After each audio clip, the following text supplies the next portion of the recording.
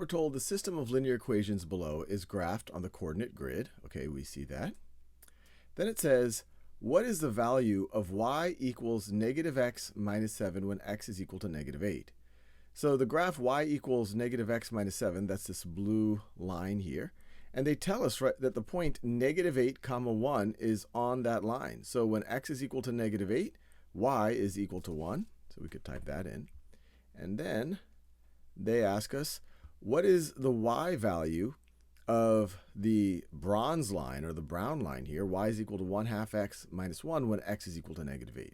So we don't even have to compute it. We see when x is equal to negative 8, we get y is equal to negative 5. So we put negative 5 there. And then they say, is x equal negative 8 a solution?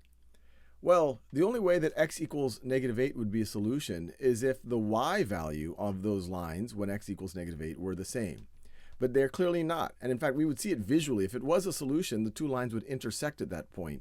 But they don't. There's actually two different points here. They don't overlap. So this is not a solution. And we're done.